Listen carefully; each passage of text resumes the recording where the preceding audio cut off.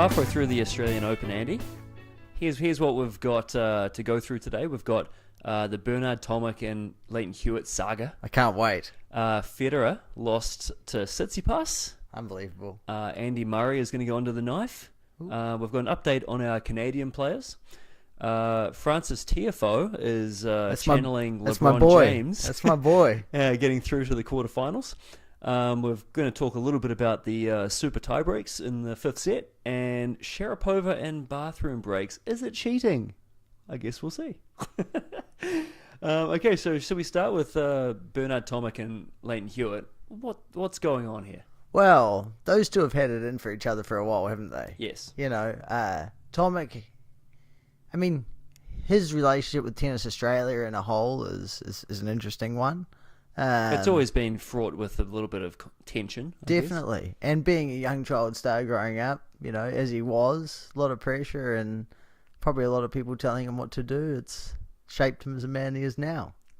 True. I mean, and his dad has always been, at least from the sidelines, a relatively toxic influence. Yeah, controversial as well. Yep. Yeah, even Tomic asking for him to be removed from matches and, you know, crazy exactly stuff right. like that. He asked the umpire to give him a code violation for coaching from his dad because he wanted his dad removed from the stadium. And the umpire said, well, I can't do that. Yep. He said, well, can you give me a code violation then? Because he's coaching me. That's hilarious. Just tell him to get out of here. Give me a code violation so he stops doing whatever he's doing. Yeah. So anyway, so Tomic comes out and says, nobody likes Leighton Hewitt. Nobody likes playing for him at the Davis Cup level. And I guess by nobody, he really means himself, Kokkinakis, and Nick Kyrgios. Definitely. Of course, there's a lot of talent in Australia, so there's a lot of other options to choose from.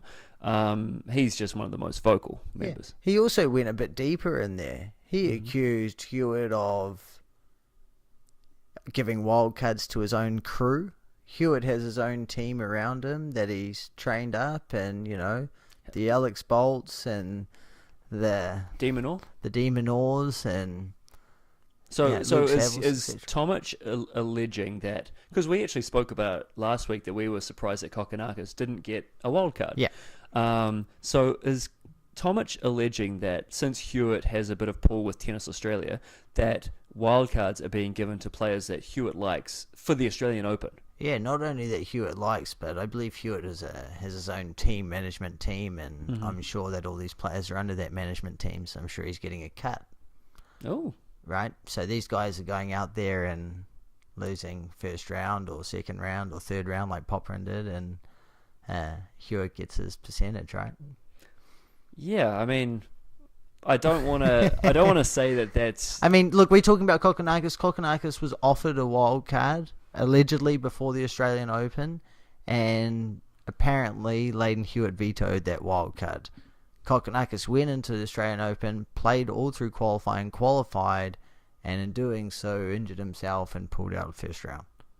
Yeah, I mean, you know, I don't want to say that it's BS, but it doesn't hold as much weight when it comes from a personality like Tomic, because he hasn't earned a reputation over the years where you're going to be like, oh man, we've got to really look into this, because what he's saying could be true, and if it is, then it needs to be looked at. But I'm looking at this thing saying Bernard Tomic, he's got a tough personality to get behind. I mean, and look, you and I both love these personalities. Definitely. We love these personalities in sport, and that's a reason we're leading with this story. But is he the most, Well, Tomic got into saying, I thought Leighton Hewitt was retired. And I thought Leighton Hewitt was retired since 2016 when Leighton Hewitt retired at Wimbledon. He's got 11 wild cards.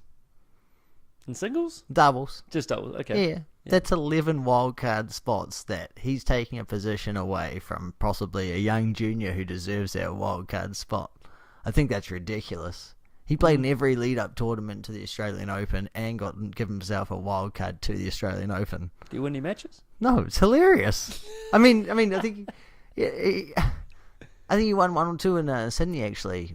Because he was a very good doubles player. Yeah, but still, back in the day. If you're done, you're done. He put himself in to play Davis Cup last year, Gareth. That's ridiculous. That's putting yourself ahead of the players. Well, it's like, when you and I are coaching and sometimes you just want to hit some balls, you just wanted to get back in there. Yeah. Yeah, but I don't want to get out there and then represent my country. I think that's next level stuff. You're not out there putting it in, and how much faith do you have in your players if you're not going to put them out there before yourself? Right. So then Hewitt's reaction, correct me if I'm mistaken, seemed to be both Tomic and Kyrgios do not fit with the values of Australian tennis culturally. Yeah, but they're not just part of his team, right? That's what he's saying. That's what he's saying, and this is the tough bit, right? When you're a Davis Cup captain, is it about being part of that culture, but considering you want the best players available? Mm-hmm. Now, if Kokkinakis, Kyrgios, Tomic, and Matthew Ebden aren't part of that team, that's 4 top 100 players. Yeah. Now, I'm sorry, those other guys are good, Millman, Deminor, Jordan Thompson, fine. But that's not the quality of tennis that Kyrgios and, for me is. Yeah. Will play, and then to go out there and put yourself out there in the lineup is even more funny. Yeah. It is. Yeah. I mean, I think from the public's perspective, Hewitt was such a great ambassador for Australian tennis, and particularly because of his, he had that Aussie battler mentality that Australians really love and they get behind. The same way that De Minaur has it now and will continue to be a darling of Australian sports for years to come. A fighter, an underdog. And that's what they like. That they want to see somebody on the world stage taking it to people the way Lleyton Hewitt did. And then I guess the final part of this saga is John Tomic, Bernard Tomic's dad, came out and said they're going to be suing Lleyton Hewitt for how did they put it? Trauma from a meeting they had when Tomic was 17. Hewitt came into his hotel room when they were on a Davis Cup trip and said, "You've got to tell me who at Tennis Canada doesn't like me." Tennis Australia. Tennis Australia, sorry, doesn't like me. And apparently he was traumatized by that, which I think is ludicrous. That's hilarious. But yeah, this isn't going to end this week. Hewitt came out this week and was saying that Tomic has verbally threatened him and has blackmailed him and his family. It's quite dirty between the two, and you don't want that. Right? You're the president of Tennis Australia. How do you fix this? Yeah, it's tough. Because they've been through... Pat Rafter was the previous Davis Cup captain, and now Lleyton Hewitt. If they can't make Rafter and Hewitt work, maybe there is something toxic about this culture. Yeah, but maybe, we see what's happening with the Davis Cup structure in itself. Mm-hmm. That it's going by the wayside and going into a new format that, the captain of a Davis Cup team is just a figurehead. Yeah. And maybe that is, a Pat Rafter again, or who knows, You can't give it to someone that's... I don't know Tennis Australia well enough, but, Tony Roach has been there, and he was in Hewitt's camp anyway, so he'd have the same feelings as Hewitt. It's a bit backwards. Yeah. Yeah. I think it's tough. Yeah. Okay. Our second topic is Roger Federer loses to Tsitsipas. Tsitsi. Is this the arrival of the next gen onto the world stage? I actually don't think Federer played bad. And I think that's why it's so impressive. Yeah. Federer beat Tsitsipas in the Hopman Cup, 6-6. Didn't break Tsitsipas's serve. Yep. Last night, he had 8 break point opportunities. Yep. I think 6 or 8 of them in the second set. Mm-hmm. I don't think I think that may be something that is different. That Federer's not finding his way around these young kids' game. Or maybe it's just Tsitsipas because he's serving so well. Well, as you know, I talked up Basilashvili last week, and I still rate him very, very highly. And I was impressed watching that match at how well Tsitsipas played, because I was like, look, Basilashvili played really well. I mean, look, the third set went to like 10-8 in the tiebreak, so it really could have gone either way. But Tsitsipas was strong, strong ground strokes. He's got a deceptively good serve, as we saw in the Federer match. So, you know what? I mean, maybe it's just one of those things. Federer looked really good leading up. I mean, I think he looked good was in the match. very mentally tough. I mean, if you're going out there and winning 3 out of 4 2 out of 3 breakers and the 7-5, the third one, against Roger Federer, then you must be slightly better mentally on the day. Yeah, and as you can hear, my other dog Alfie is a Federer fan. He's not happy about it. So. What a match! Yeah, what a match though. I guess the next thing is Andy Murray. He lost in the first round to Bautista Agut. Is that correct? Yep. Who is still going strong as of this podcast. 4 hours. You know, Murray's out there before the tournament saying, "Yeah, my body, I'm done. Thinking about retirement." 4 hours later, he's out there in the 5th set, still struggling to play with Bautista Agut. Yeah, unbelievable. And then, you know, right after the match, what do? They play the retirement montage for him. and now, of course, it's been announced that he's looking to undergo surgery to try and get himself back in there. Yeah, I think with the same surgeon as that won the Byron Brothers hips. Yeah. So, yeah, good luck. Yeah, I mean, geez. Yeah, good luck, you know, but I don't really see the point, honestly. I mean, I kind of feel like he should just sort of hang it up. I guess they're just practicing medicine, isn't that what they say? Yeah. Okay, how did the Canadian players do this week? Well, look at Sharapova. Made the 3rd round. Really surprised me. Didn't think he'd get there, huh? Well, I think the draw opened up for him a bit. Yep. But he did well. I mean, even taking that set off Djokovic impressed me. Yep.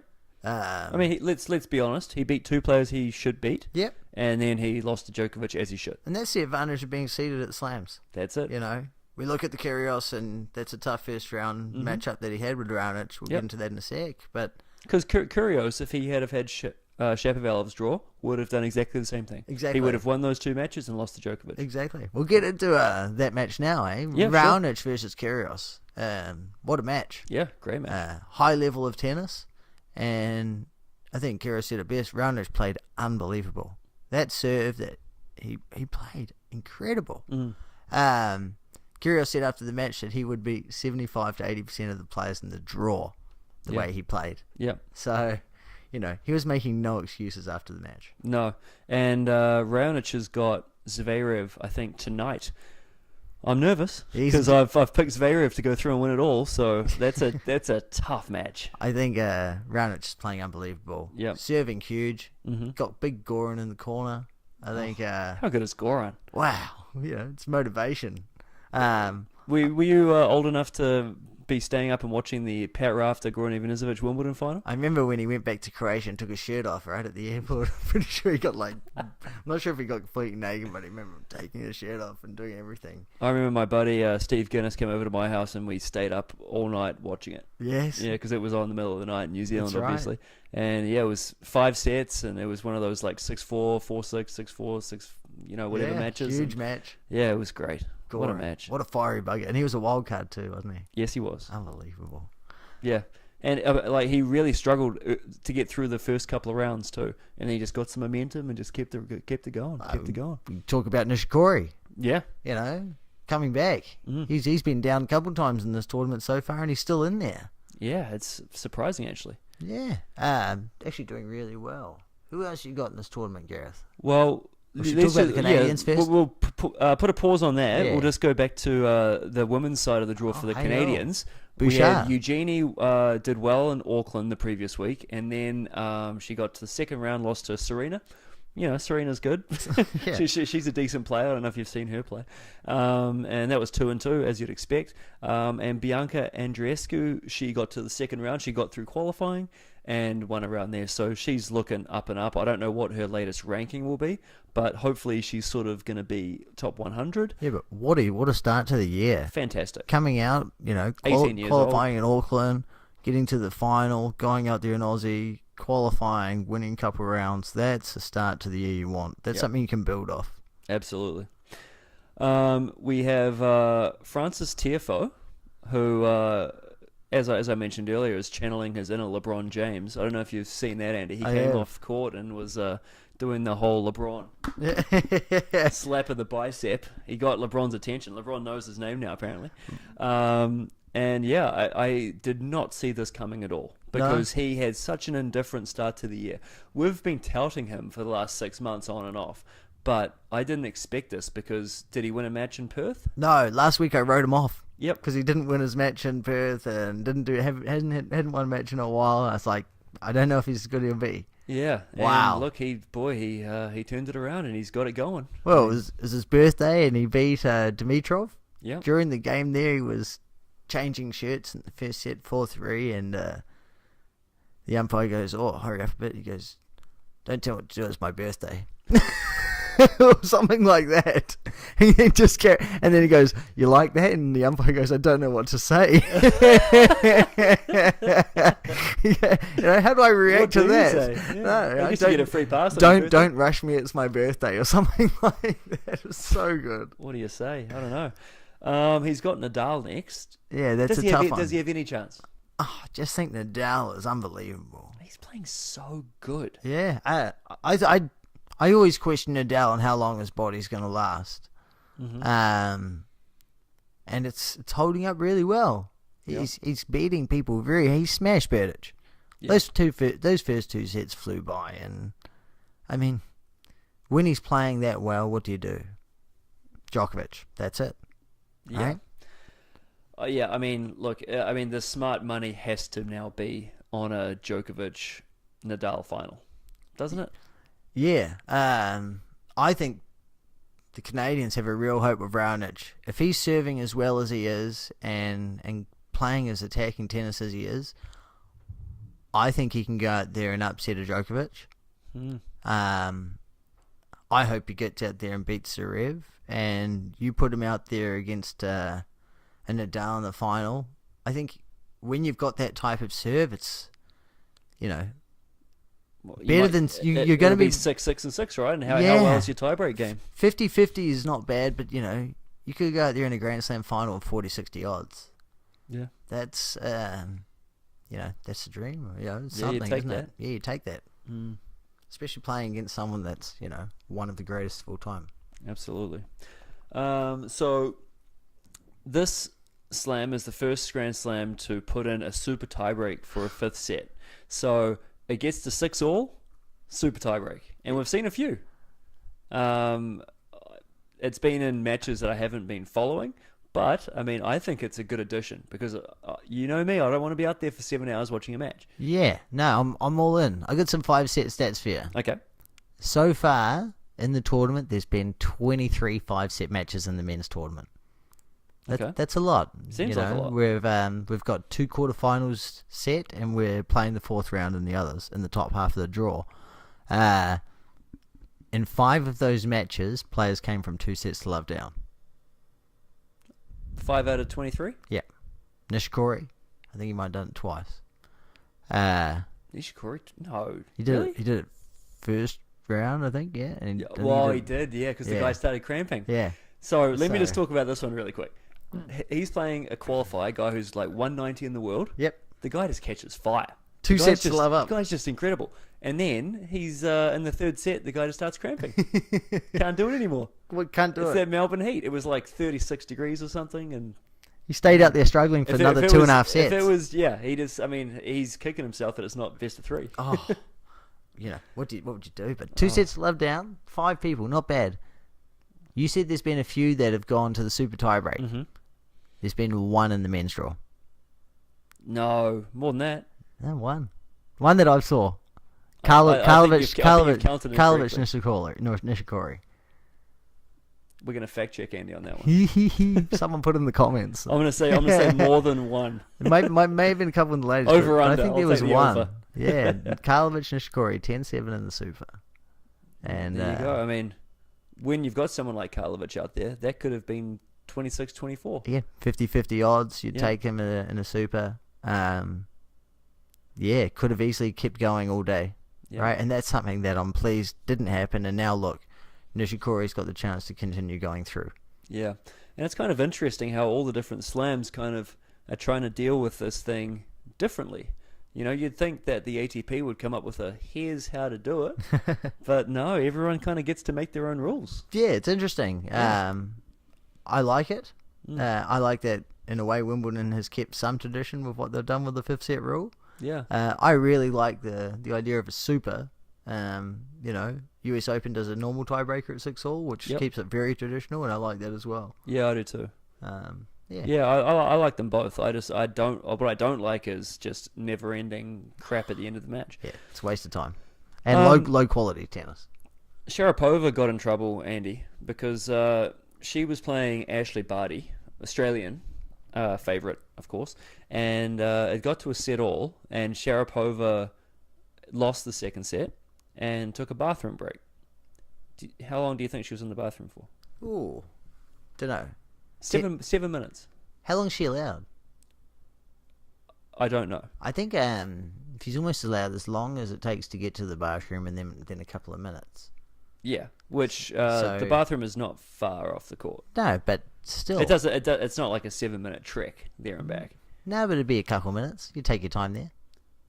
Anyway, I would if I just lost the second set 6-1. I would definitely take my time there, Gareth. Absolutely. And I'm not saying that she's done anything illegal, but is it within the tradition of the game?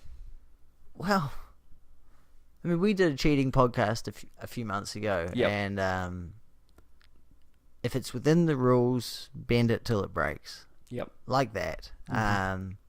Go to the bathroom. She might have changed clothes, put water through her hair. Probably had a shower, probably had a sauna. Done whatever. Yep. Just try to refresh and get out there. It didn't work for her. She went down 4-love. Yep. I mean, here's the thing, though. You've got to be smart about it, because if you're in Australia playing an Australian, it's probably not smart to leave the court for 7 minutes. No, not at all. You know, like go for a couple of minutes. You know, try and slow things down a little bit. Don't let the home crowd sit there and simmer. Exactly. That's the tough bit, isn't it? It could have been a random and no one would have paid much difference to it. Ooh. Oh, someone's here. Anyway, so I was looking through the... They might not let us do this little part. They'll get back to it. Go for it, man. So I was looking through Twitter, and it had all these things about Sharapova being a cheater. And I was like, is this because of the drugs debacle? You know? Yeah, is she back on it? Yeah, is she back on it? No, it's just because she took a 7-minute bathroom break. That's not cheating. No. Not at all. I think it's hilarious. But, Ashley Barty, what a player. Yeah. You know, she was a former junior Grand Slam champion, I think, junior Wimbledon. And when she was young in her career, I think she had been in the final of 3 Grand Slam doubles. Mm-hmm. She actually retired to play cricket. No, she didn't. Yeah, she retired to play cricket. She played cricket for a year or 2 years. Yeah. And now this is her comeback. She's been on the comeback now for a few years, and she's really reaping the rewards. Good on her. You know, I think she's won a few Grand Slams and doubles now. Last year with Casey Delacroix. Yep. And played the year-end event, and... she's a player to watch out for, especially at home. I think she can go all the way and play Serena. Wow. Few interesting results on the women's side. Yeah. Kerber had a rough one. Yeah, Danielle Collins. Who? You know, to me... I couldn't even tell you where she's from. No, she's from America. Good. She played college tennis at Virginia. Okay. Good school. It's unusual to see a female come through the college system and then go and become a professional and have that type of success. Yes, because, I mean, females tend to peak a little bit earlier than men do. Yeah, it's normally the males who are coming through the college system and having success, you know, the Steve Johnsons and players like so, John Isner. Yep. And Kevin Anderson. Yeah, to see a female come through and, you know, break the top 100 and have some success and go out there and smash Kerber is it's great, and you know, just shows how high level some of the college tennis is with the ladies as well. Absolutely. Yeah. I got a few picks in the ladies though. All right, what do you got? Serena's going to go through, I think, very well. She'll beat Halep tonight, no chances. Well, you know, pretty easy. The only way she doesn't win this tournament is if she gets slighted in the final and she loses her mind. Well, you know, I think it's tough. She's got possibly Osaka or Madison Keys. I'd love to see an Osaka rematch. Yeah, and that to be a semi-final. And And that might bring back some memories of the US Open, or who knows. And to me, I'd certainly be touted as such. I would love to see Osaka go out there and give it to Serena again. To really show the next wave of tennis she'd want that's to coming. prove that it wasn't a fluke too. That's it, right? To show that was not, I can do that on any day. Yep. And on the biggest stage, I'll do it again. Yep. I think Muguruza's doing really well. Yep. She went out there and beat Konta in the second round in 3 sets. Apart from that, she hasn't dropped a set going through. Wow. So, she's doing well. I'm really hoping for that Madison Keys Osaka quarterfinal. Yep. A couple young guns having a go. But as I say, Ashley Barty, she'll go through the bottom half and make the final. Heard it here first. Hey, oh. I'm still picking Medvedev. What? Medvedev has had a very good tournament. He has. I can't believe he's made it as far as he did. Yep. Last week I was laughing at you. Yep. Well, you might still be if he gets destroyed by Djokovic. But you know what? If you've got a cheeky fiver, throw it on Medvedev today. Why not? I think he's like 7-1, 8-1. There you go. What do you got to lose? You might make 35, 40 bucks, whatever you. Hey, yo. All right. Should we wrap it up there, Andy? Yeah, I've got a couple picks as well. All right. Raonic, W money. Muguruza, W money. Barty, W money. Ram Salisbury in the doubles, over W money. That's a bit of an upset. And Medvedev, you just smash Medvedev. it. Put it all together. Put it all in a multi, and then you are away laughing, my friends. You're off to the Bahamas for a few weeks. All right. We will be back next week to recap the Aussie Open and what has been shaping up to be a pretty damn good Aussie Open so far. You can find us on iTunes and Stitcher. If you want us to discuss a certain topic, reach out on YouTube, Instagram, and Twitter. We are Two Guys Talk Tennis. Go Michael Venus. You're in the quarters. You can win it. Yep. Great draw. Do it, man. Do it. Go the Kiwis. Carry on. If you like the cut of our jib, please subscribe, rate, and share. Hey, yo. Peace out, everybody.